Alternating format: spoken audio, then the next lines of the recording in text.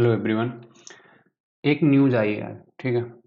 इस न्यूज़ में कहा गया है कि भाई भर्ती प्रमोशन से और मजबूत हो गई पुलिस, ठीक है? इसी में साथ में मेंशन है कि last chance to join UPP. मतलब इसके बाद क्या होगा? इसके बाद यूपी पुलिस के पद जो हैं वो बहुत ज़्यादा कम हो जाएंगे। तो 2-3 साल कोई एक्सपेक्टेशन है नहीं इस चीज़ की कि भाई वैकेंसी आए या ना आए या क्या होगा, ठीक है? वो हम आगे देख लेते हैं। देखो, कुछ ऐसे लिख दिया गया है उन्होंने नई भर्ती के बाद। ये यही इसी पेपर का थोड़ा सा जूम वर्जन है और कुछ नहीं है, ठीक है? इसमें कहा गया है कि मैन पावर की कमी से जूझने वाली यूपी पुलिस भर्तियों से मजबूत हो रही। 2017 में इस यूपी पुलिस में भर्ती इतनी पद रिक्तियां थी 2,14,335, ठीक है? 60,000 पदों से ये 50,000 पे आ गई, ठीक है? अप्रैल से शुरू होने वाली 28,000 से ज़्यादा भर्तियों के बाद अगले एक साल में रिक्तियों की संख्या ना के बराबर हो जाएगी, ठीक है? अब ऐसा किस लिए हो रहा है? जैसे आपने यहाँ पे समझा होगा कि 2 लाख थे, 60,000 वैकेंसी हुई, तो अभी तो बहुत सारी बाकी हैं, 50,000 के आसपास आ गई थी संख्या। कैसे आ गई थी? देखो, कांस्टेबल जो होते हैं वो कांस्टेबल मतलब प्रमोटेड नहीं होते हैं, तो ये प्रमोशन लेस होते हैं, ठीक है? प्रमोशन नहीं हुआ कांस्टेबल का, लेकिन कांस्टेबल का दूसरे जगह प्रमोशन होता है। तो अब 50% जो वैकेंसी है ना वो प्रमोशन के लिए रख ली जाती है, ठीक है? और 50% क्या है? डायरेक्ट रिक्रूटमेंट, जिसे डायरेक्ट एंट्री बोलते हैं, डीई। वो 50% डायरेक्ट एंट्री के लिए कर दी जाती है। अब 28,000 के लगभग आपकी डायरेक्ट एंट्री आ रही है, ठीक है?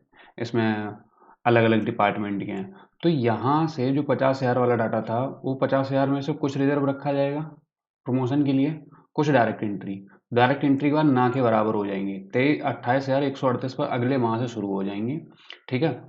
इनमें 53,000 पद खाली रह गए हैं अलग अलग इकाइयों में। तो 28,000 ये डायरेक्ट रिक्रूटमेंट करा लेंगे, ठीक है? 28 के बाद आपका क्या बचा? 5 और 33, 20, 25,000 बचे हैं। तो ये 25,000 उनके इंटरनल प्रमोशन के लिए हैं, ये आपके लिए नहीं आएंगे, ठीक है? ये 25,000 जो हैं वो उनके इंटरनल प्रमोशन के लिए हैं, वो आपके पास नहीं आएंगे। इसके बाद पुलिस विभाग में 24,992 पद खाली रह जाएंगे। अगले एक साल तक इनमें कुल बल के करीब 10% पद विभिन्न पदों पर प्रमोशन और रिटायरमेंट के चलते खाली होने के वाले जुड़ जाएंगे। मतलब 10% प्रमोशन वाले जुड़ेंगे, लेकिन ये भी तो समझो 10% में से अगर पैसे 5% रिटायरमेंट हुआ, 5% प्रमोशन हुआ, तो प्रमोशन वाले अगले पद भी इक्विप हो जाएंगे उसमें, ठीक है? वो भी भर जाएंगे। तो ये ओवरऑल कुल मिला के आप ऐसे समझो कि संख्या ना के बराबर हो जाएगी, ना के बराबर हो जाएगी, तो नई वैकेंसी आने के बहुत कम आसार हैं, ठीक है?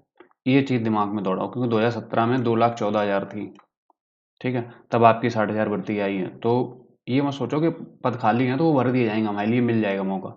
नहीं मिलेगा मौका। और दूसरी बात क्या है कि अब इतनी जल्दी जल्दी भर्ती करा दी है ना, बहुत रेयर चांस है कि 2-3 साल से पहले कोई भी भर्ती आ जाए, और 3 से 4 साल बाद हम लोगों से मोस्टली ओवर एज हो जाएंगे। तो अब कोई रिलैक्सेशन मिलेगा नहीं, क्योंकि लास्ट टाइम रिलैक्सेशन क्यों मिल गया था? कोविड की वजह से।